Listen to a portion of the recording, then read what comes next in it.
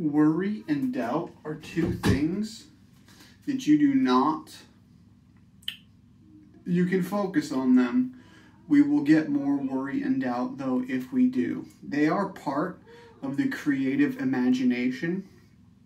See, there's two things that we can do with our imagination.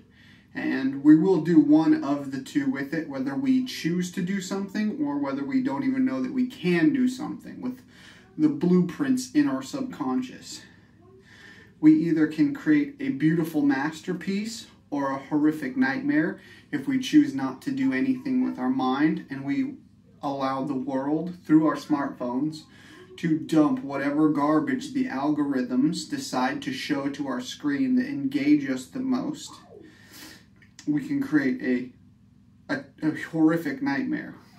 But through conscious choice of turning off the phones, of reading positive influences in books, and choosing what we are going to do with our time, and choosing what we want our future to be or for tomorrow to be, we can create the beautiful masterpiece that can become the future.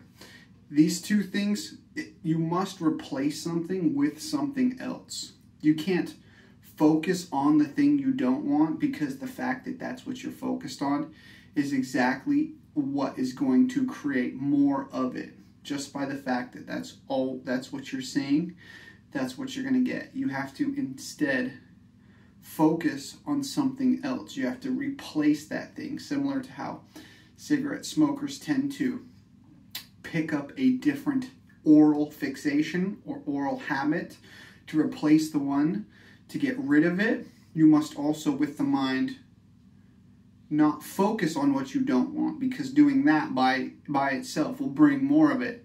You have to change what you're focusing on, even if you don't have it, even if the results aren't there, even if it doesn't make sense to focus on it. You've consciously made the decision that this other thing is now what you want.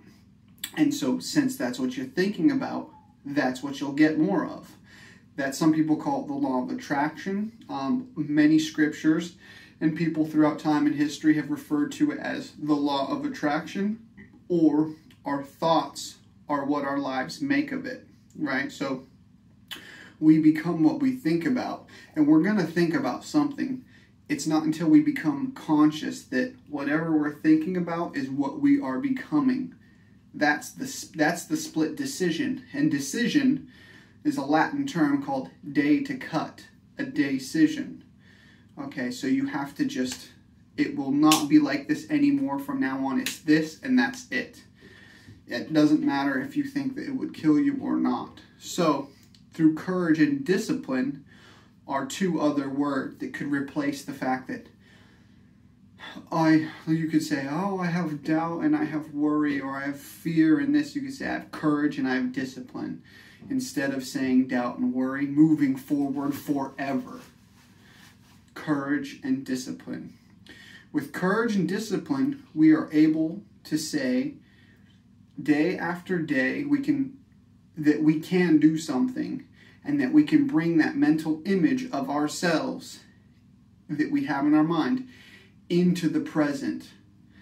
Because at some point, the day after day after day will cease, and we'll look up, and that thing that we've been thinking about forcefully and focused on has become part of us so much that when we look up, we are at that spot. And that has now become the present.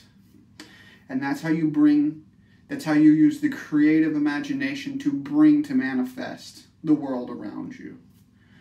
All right? Peace.